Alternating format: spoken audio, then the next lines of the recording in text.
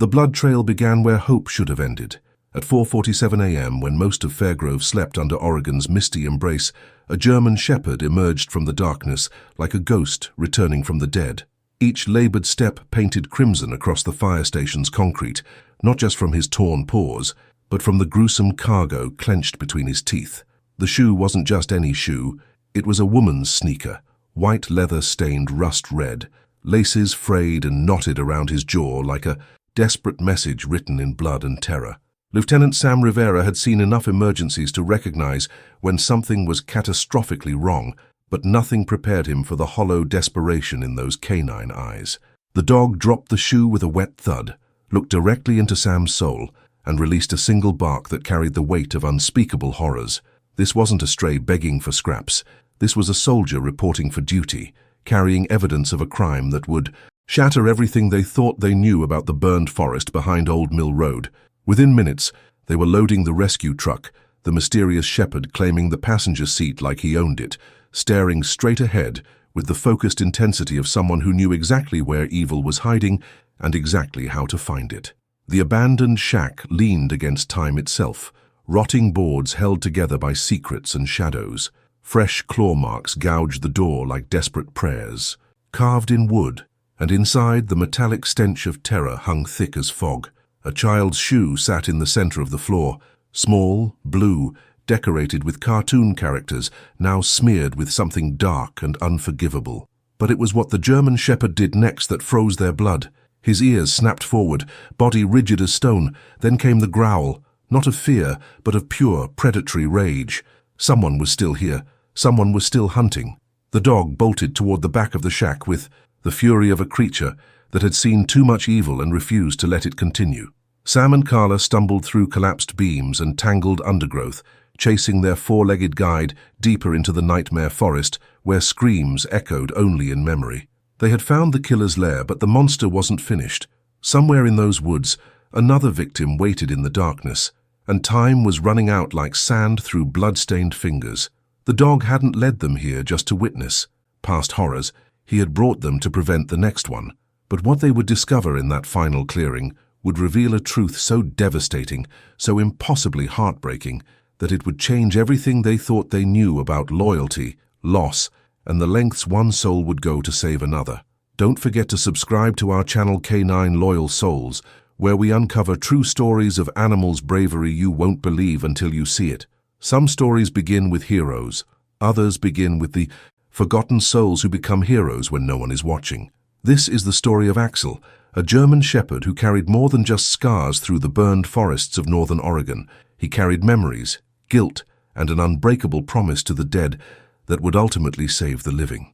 In the small wooded town of Fairgrove, where morning mist clings to ancient pines and secrets hide behind every shadow, the line between legend and truth grows thin as smoke.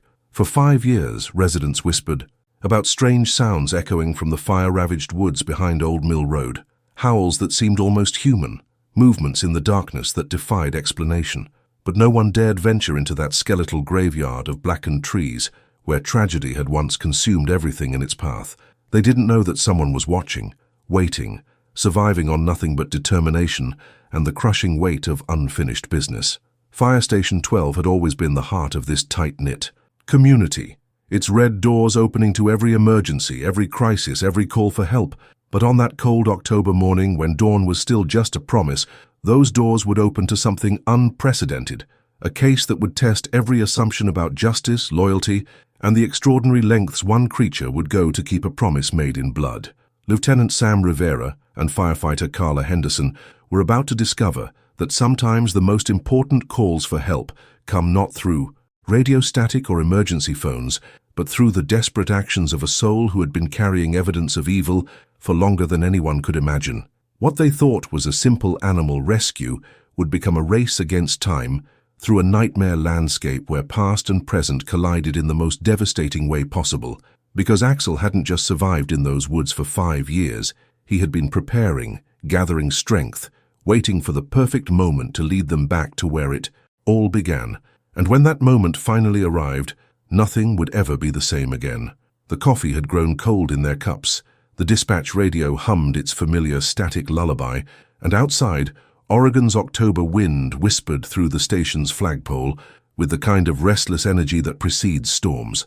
Sam was halfway through recounting last week's brush fire when the scratching began, faint at first, like branches scraping against metal, then more insistent, more desperate.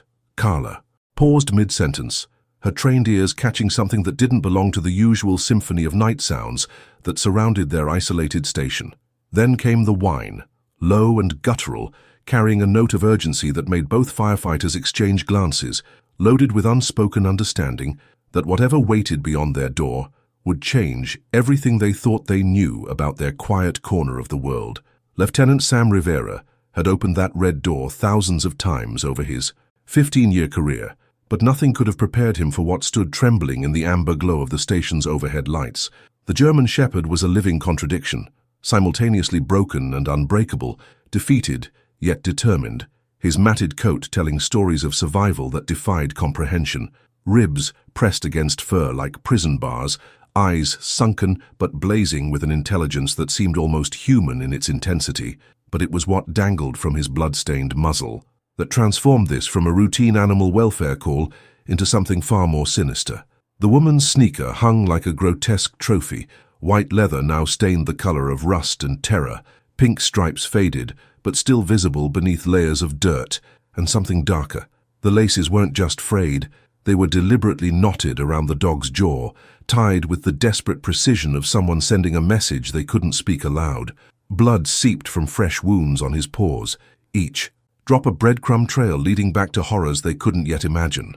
When the shoe hit the concrete with a wet, sickening thud, the sound echoed through the station like a gunshot.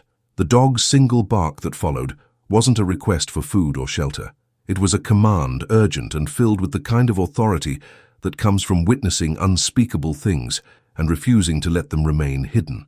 Sam's trained instincts screamed danger, but something deeper, something primal, recognized the desperation in those canine eyes. This wasn't just any stray animal seeking refuge from the October cold. This was a soldier reporting for duty, carrying evidence of a crime scene that had been hidden for far too long. Carla Henderson emerged from the station's interior, drawn by the commotion, and immediately understood why Sam stood frozen in the doorway. Her background in emergency medicine had exposed her to every form of trauma the human body could endure, but the sight of this mysterious messenger carrying his grisly cargo triggered alarm bells that went beyond professional training. The dog watched them both with calculating eyes, head tilted, as if measuring their worthiness, determining whether these humans possessed the courage necessary to follow where he needed to lead them. When Sam reached for the radio to call animal control, the shepherd's growl stopped him cold, not aggressive, but warning, as if to say that conventional protocols wouldn't be adequate for what lay ahead.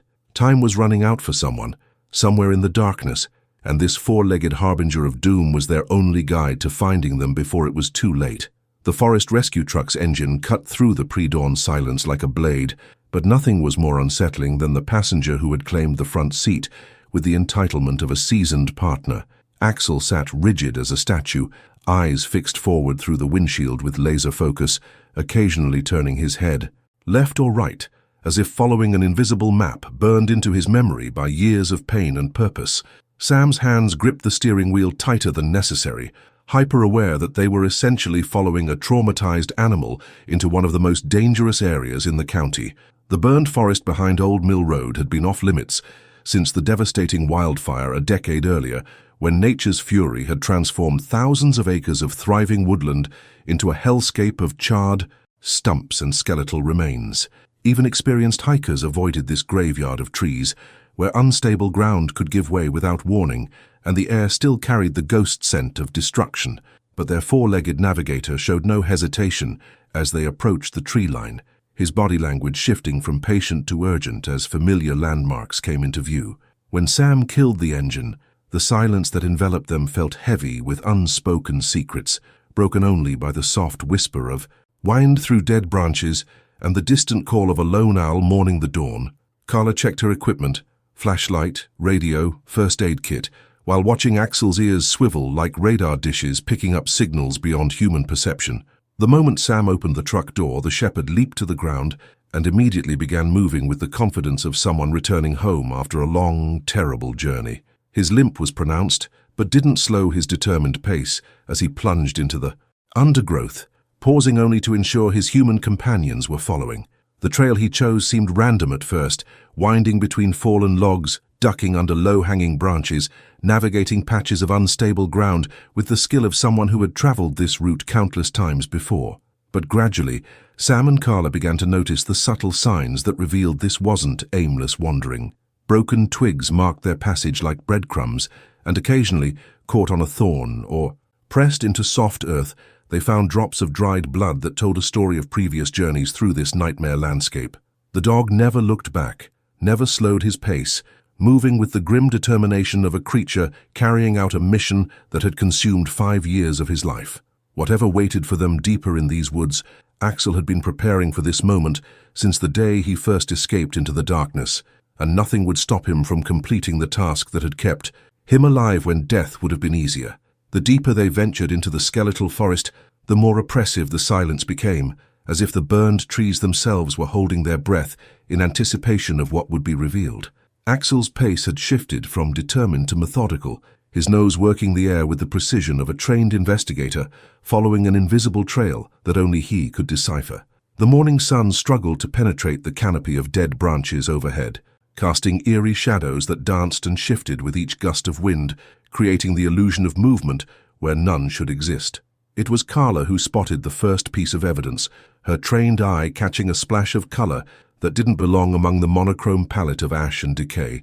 Snagged on a low branch like a flag of surrender hung a torn sweater, its fabric wet with morning dew, and something darker that made her stomach clench with recognition. She approached cautiously, pulling on. Latex gloves with the automatic precision of someone who had processed too many crime scenes to count. The sweater was small, clearly belonging to a young woman, and the tears in the fabric told a story of desperate flight through unforgiving terrain. But it was the pattern of stains that transformed this from evidence of accident to proof of violence. Dark patches that spoke of fear, struggle, and blood spilled in darkness. Axel had stopped beside her, his body rigid with tension as he watched her examine the garment. When she looked into his eyes, she saw something that made her breath catch in her throat, not the confusion of a lost animal, but the haunted recognition of a witness who had seen this evidence before, who had been carrying the memory of it for longer than anyone should have to bear. Sam approached with his radio in hand, but Carla's gesture stopped him before he could call for backup.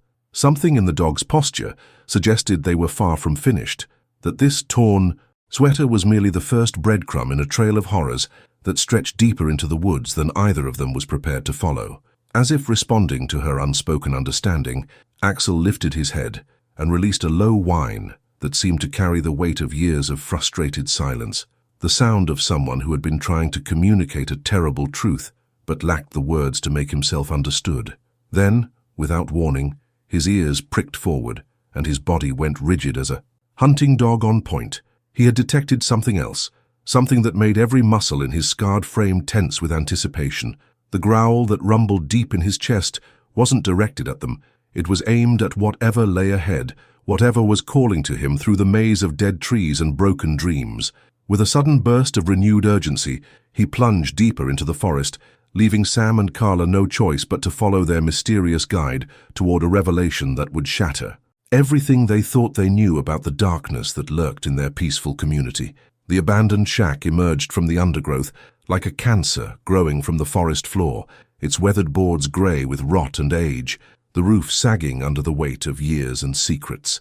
What had once been someone's refuge or hunting cabin now stood as a monument to decay, leaning precariously to one side, as if the earth itself was trying to swallow the horrors it contained. But it was the fresh.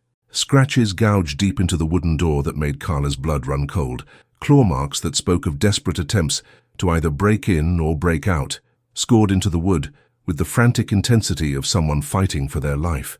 The windows were nothing more than dark slits covered in decades of grime and neglect, but through those black openings, something seemed to be watching them with malevolent patience. Axel approached the structure with the cautious reverence of someone returning to a place of unspeakable trauma, his steps measured and deliberate, every muscle coiled with tension that spoke of memories too terrible to forget.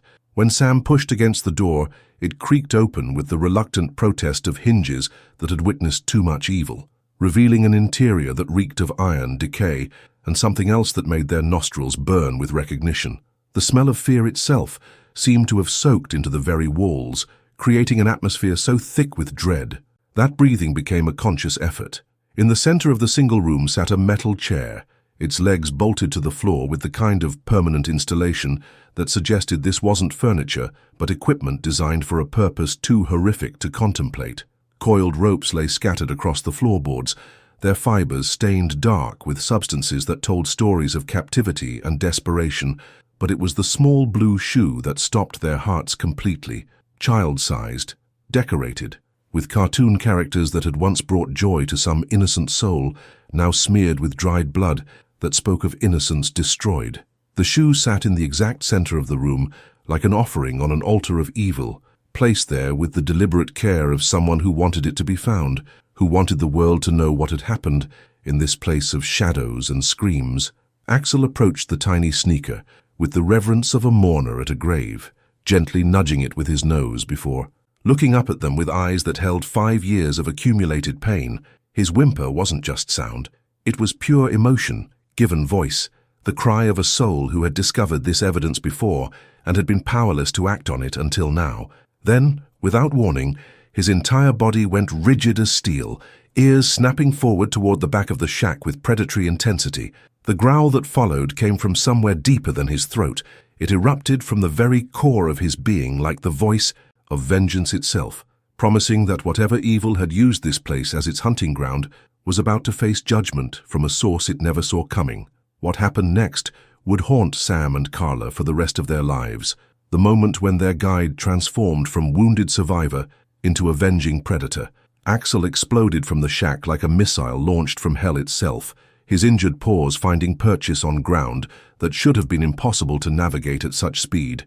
The fury, driving him forward, transcended physical limitations, propelling him through tangled undergrowth and over fallen logs with the supernatural grace of something no longer entirely earthbound. Behind him, Sam and Carla crashed through the forest like amateur hikers, their human limitations exposed as they struggled to keep pace with 4 legs, powered by 5 years of accumulated rage and determination. Branches whipped across their faces, roots caught their boots, and more than once they lost sight of their guide entirely, only to catch a glimpse of grey fur disappearing around another burned tree trunk. The deeper they plunged into the forest, the more the landscape itself seemed to conspire against them, as if the very earth was trying to protect the secrets buried in its soil. Dead trees leaned at impossible angles, creating natural barriers that forced them to crawl under or climb over obstacles that Axel navigated with effortless precision. The air grew thicker, more oppressive, carrying scents that spoke of things better left undisturbed, decay, fear, and the metallic tang of old violence that had soaked into the ground like poison. Then suddenly, without warning, Axel stopped dead in his tracks, his entire body trembling with barely contained energy as his nose worked the air with frantic intensity. What he detected there in the gloom between the trees was something that made his hackles rise like spears along his spine, a scent trail that spoke of recent passage, of prey still within reach. The howl that erupted from his throat wasn't the mournful cry of a lost animal, it was the battle cry of a warrior who had finally found his enemy. Sam's hand instinctively moved toward the service weapon on his belt as they approached a small clearing where signs of recent occupation were scattered, like evidence at a crime scene. A torn blanket lay crumpled beside an empty water bottle, and next to them sat a purple backpack with a name stitched across the back in bright yellow letters. Emily. The pack was small, clearly belonging to a child, and the way it had been abandoned suggested its owner had left in haste or had been taken against her will. Carla knelt beside the blanket and pressed her palm against the fabric, feeling warmth that meant whoever had been using it as shelter was still close, still alive, still in need of rescue. But it was Axel's reaction that told them time was running out faster than they had dared imagine. His nose lifted toward the wind, reading messages written in molecules of fear and desperation, and what he found there sent him racing toward a steep ravine that dropped away into shadows too deep for human eyes to penetrate. They had no choice but to follow, sliding down the muddy slope on their bellies, while their 4-legged guide navigated the treacherous descent with the confidence of someone who had made this journey before and knew exactly what waited at the bottom. The bottom of the ravine opened into a natural, amphitheater of horror, where ancient trees formed a circle around a clearing that felt consecrated by evil itself. In the center of this natural cathedral of darkness, a nightmare scene unfolded with the terrible clarity of a photograph burned into memory. 8-year-old Emily Garcia sat bound to an oak tree with fraying rope, her small frame dwarfed by the massive trunk, her eyes wide with the kind of terror that steals childhood forever. Barefoot and shivering, with scraped knees and dirt-streaked cheeks, she looked like a broken doll discarded by a monster who had grown tired of playing.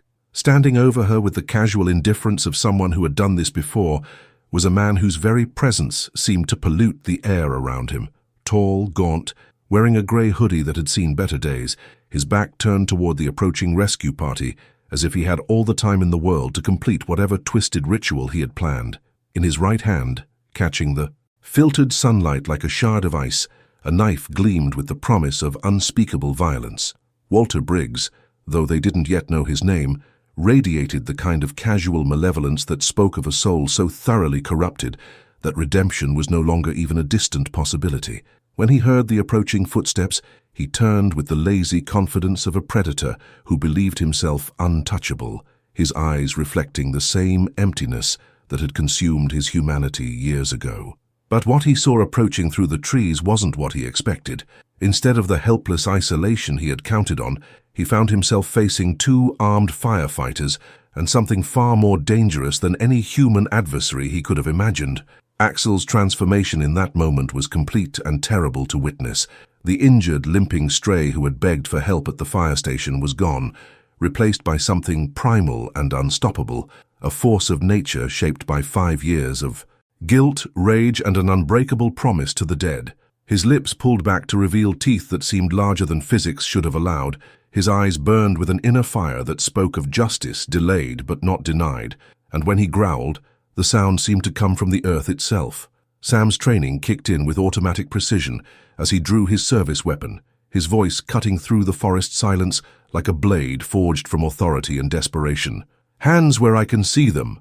Drop the weapon now." But Walter Briggs had made a career out of underestimating his opponents, and his fatal mistake was assuming that the largest threat in that clearing walked on 2 legs instead of 4. His hand twitched toward the knife, a movement so subtle that a human might have missed it entirely, but Axel had been watching with the focused intensity of a sniper, waiting for the perfect shot.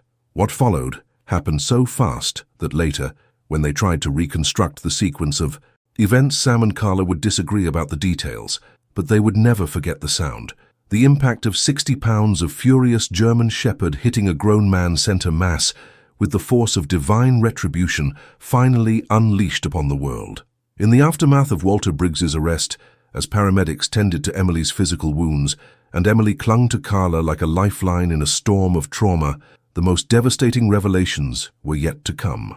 The worn leather collar they discovered, buried beneath the floorboards of the shack, wasn't just evidence, it was a key that unlocked 5 years of buried truth. The name tag, faded but still legible, read Axel in simple block letters, and beneath it, an address that made Sam's blood run cold. Walter Briggs hadn't just been a random predator hunting in the Oregon woods. He had been Axel's original owner, the monster who had stolen everything the dog had ever loved, and left him to carry the guilt of survival in a world that had forgotten both of them existed.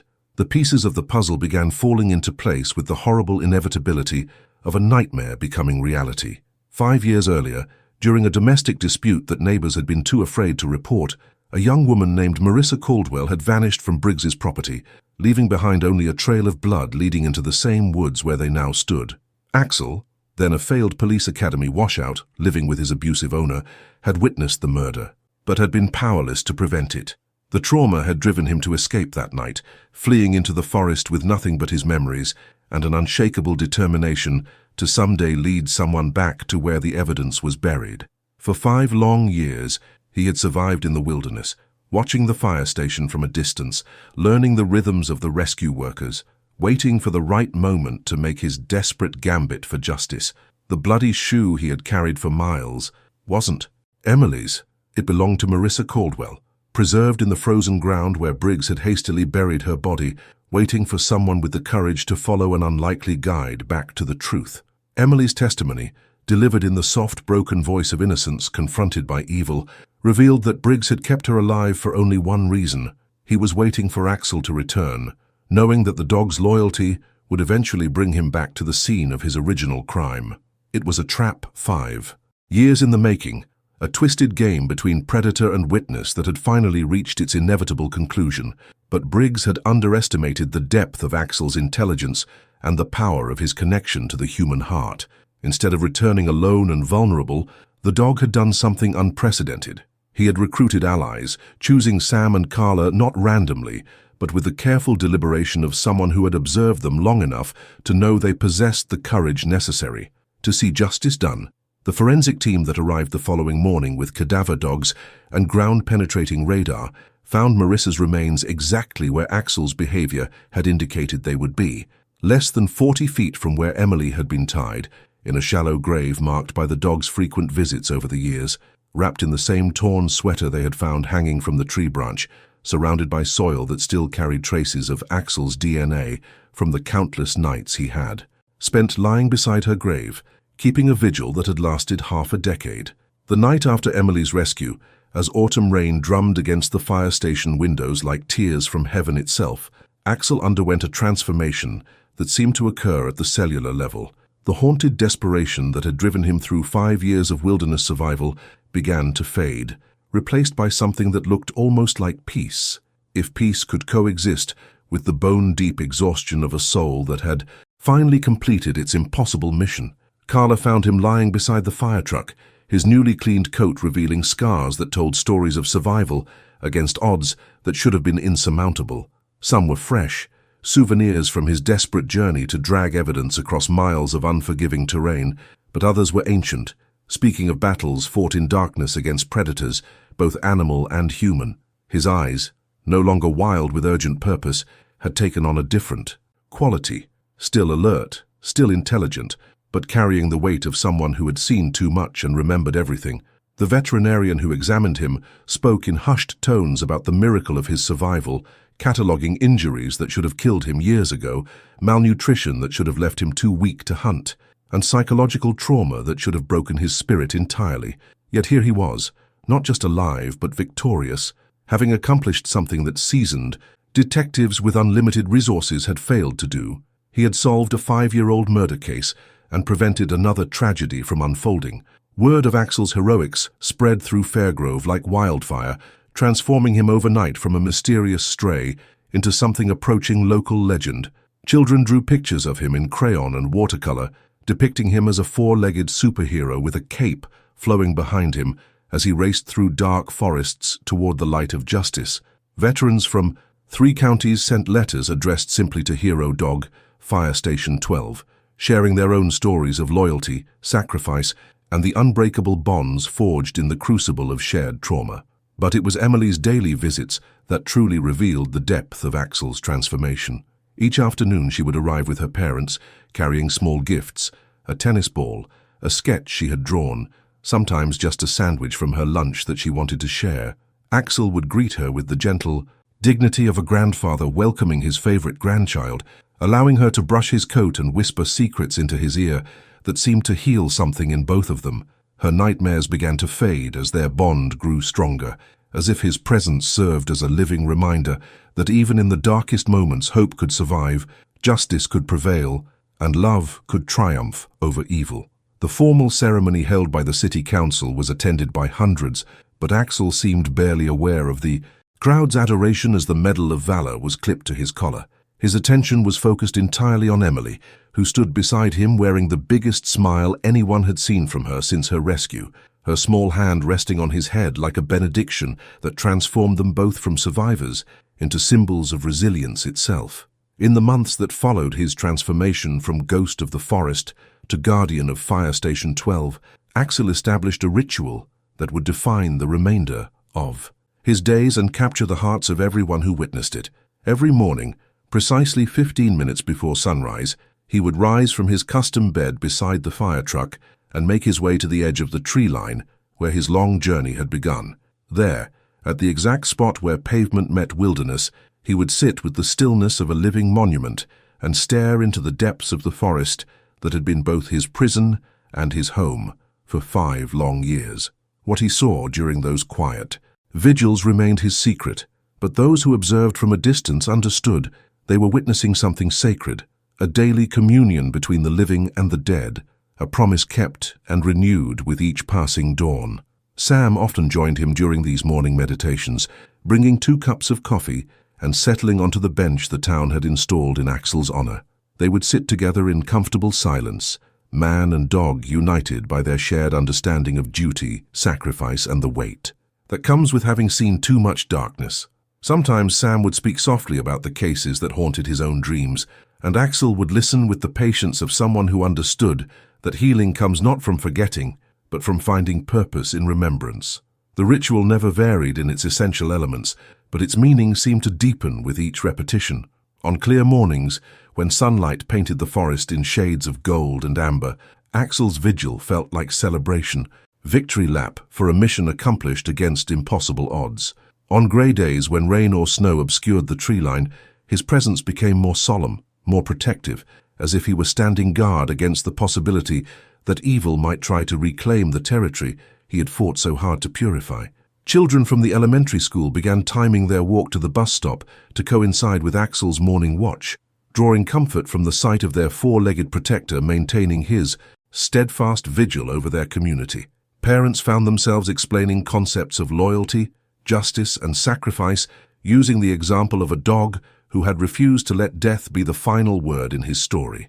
Local artists painted his image, writers penned poems about his journey, and photographers captured the iconic silhouette of dog and dawn that became synonymous with hope itself.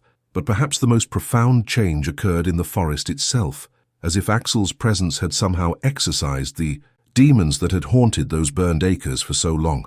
Hikers began reporting that the oppressive atmosphere that had made the area feel cursed was lifting, replaced by something that felt almost welcoming.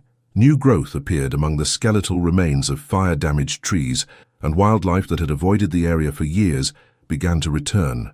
The woods were healing, just as Axel was healing, just as Emily was healing, and just as the entire community was learning to process trauma, not as an ending but as a beginning, the first chapter of a story about resilience, redemption, and the extraordinary things that become possible when someone refuses to let evil have the last word.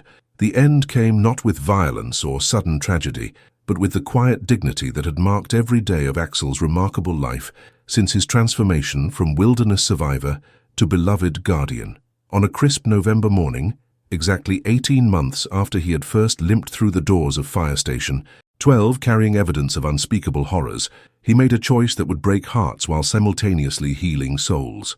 For the first time in over a year, Axel didn't rise for his morning vigil at the tree line. Instead, he remained curled in his bed beside the fire truck, his breathing steady but deeper than usual, his eyes carrying the peaceful exhaustion of someone who had finally laid down a burden too heavy for any single soul to carry. Sam found him there as the first rays of sunlight, painted the station walls golden, and immediately understood that this wasn't illness or injury. This was completion, the natural conclusion to a story that had demanded everything from its protagonist and received it willingly. Emily arrived that afternoon with her parents, carrying a drawing she had made of Axel wearing a crown of stars, surrounded by all the people he had saved and protected. She settled beside him on his blanket with the comfortable familiarity of someone saying goodbye to a beloved grandfather, whispering secrets and promises that seemed to bring him comfort in his final hours. Her tears came not from fear or sadness, but from gratitude. She understood, with the clarity that sometimes comes to children who have survived darkness, that Axel had given her the most precious gift imaginable. He had shown her that even in a world where monsters exist, heroes exist too, and sometimes they come on 4 legs with hearts too big for their bodies. The veterinarian confirmed what everyone already knew.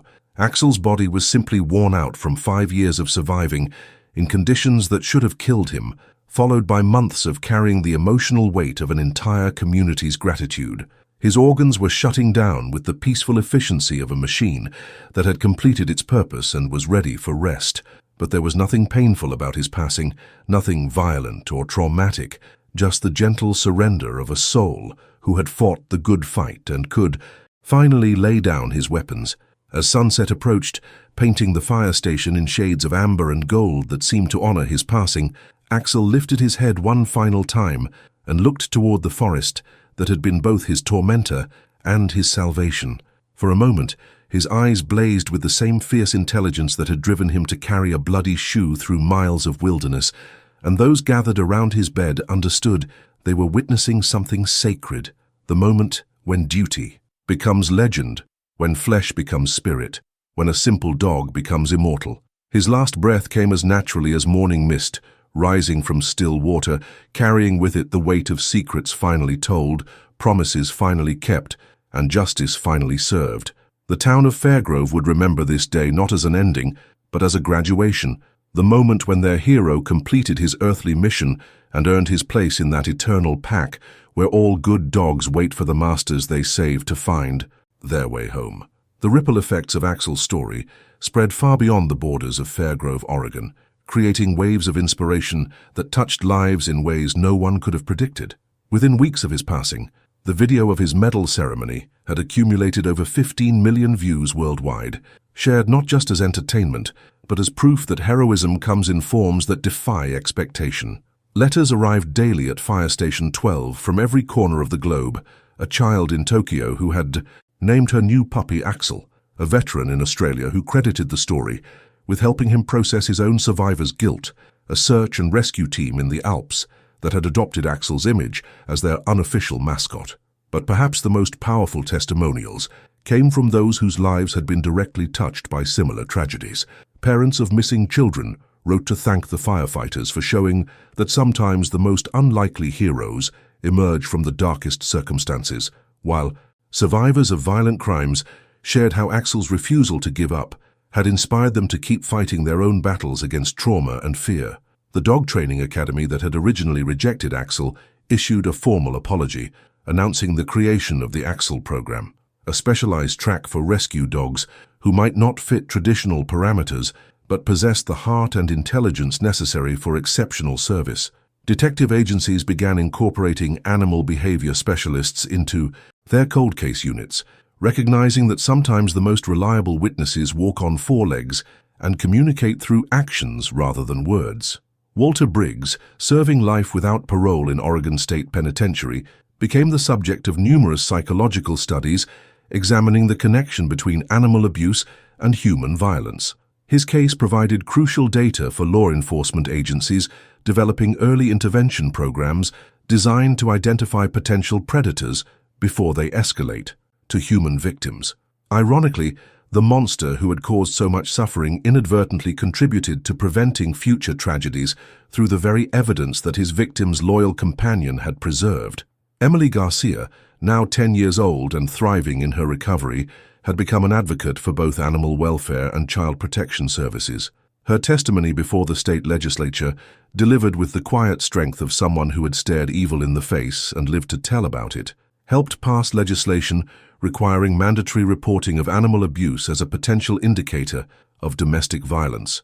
She spoke frequently about the lessons Axel had taught her, that courage isn't the absence of fear, but the decision to act despite it, that loyalty transcends species, and that sometimes the most important victories are won not through violence, but through the simple refusal to surrender hope. The forest behind Old Mill Road, once a place of darkness and dread, had been transformed into Memory Grove, a memorial park where families could walk safely through reclaimed wilderness while honoring both victims and heroes alike.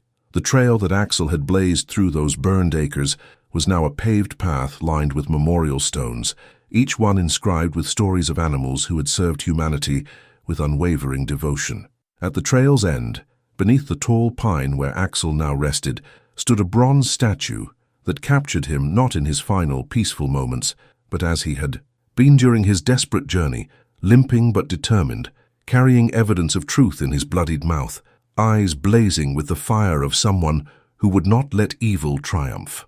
Years have passed since that cold October morning when a limping German shepherd appeared at Fire Station 12, carrying evidence of horrors that should have remained buried forever.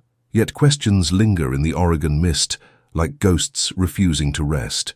How does a failed police academy dropout develop the intelligence to orchestrate a 5-year investigation, that surpassed the efforts of trained professionals? What drove him to survive in conditions that claimed the lives of experienced outdoorsmen, sustained by nothing more than determination and an unshakable sense of purpose? The forensic psychologists who studied Axel's case files struggled to explain the level of planning and patience required to execute such a complex rescue operation, leading some to theorize that trauma can unlock capabilities in both humans and animals that science has yet to fully understand. The security footage from various locations around Fairgrove, reviewed in the aftermath of Emily's rescue, revealed that Axel had been conducting reconnaissance for months before making his move. He had observed the firefighters' routines, tested different approaches to the station, even practiced carrying objects in his mouth across various terrains, as if rehearsing for the performance of his lifetime. This wasn't the behavior of a simple animal acting on instinct. This was evidence of a mind capable of long-term strategic thinking, emotional processing, and moral reasoning that challenged every assumption about the cognitive limitations of non-human consciousness. But perhaps the most unsettling discovery came during the excavation of Marissa Caldwell's grave, when forensic anthropologists found something that defied explanation.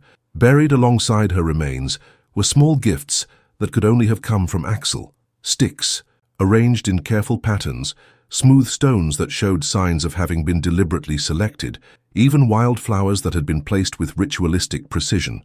The evidence suggested that for 5 years he had been conducting his own funeral services for the woman he couldn't save, creating a shrine in the wilderness that spoke of grief, guilt, and a depth of emotional understanding that made seasoned investigators question everything they thought they knew about the animal kingdom. Emily, now a teenager but still haunted by dreams that feel more like memories than nightmares, claims that sometimes she can sense Axel's presence in the forest behind her home. Her parents dismiss these experiences as residual trauma manifesting through wishful thinking, but Emily insists that what she feels isn't nostalgia or imagination. It's the continuing presence of a guardian who understood that some promises transcend death itself. The children of Fairgrove, raised on stories of the hero, dog who saved their community, report similar encounters.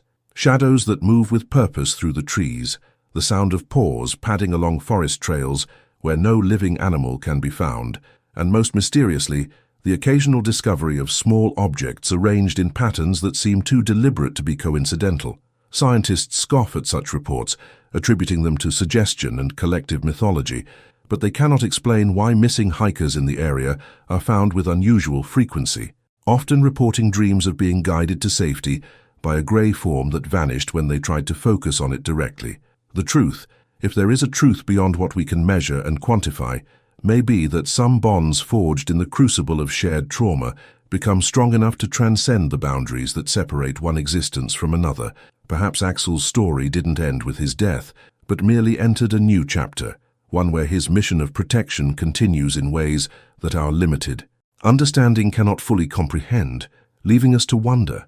In a universe where love can drive a dog to solve murder cases and loyalty can survive years of wilderness solitude, what other miracles might be possible for those brave enough to believe in heroes who walk among us on silent paws? And you, have you ever witnessed any heroic animal act? Tell us your story in the comments. Don't forget to like and subscribe to our channel so you don't miss the next videos.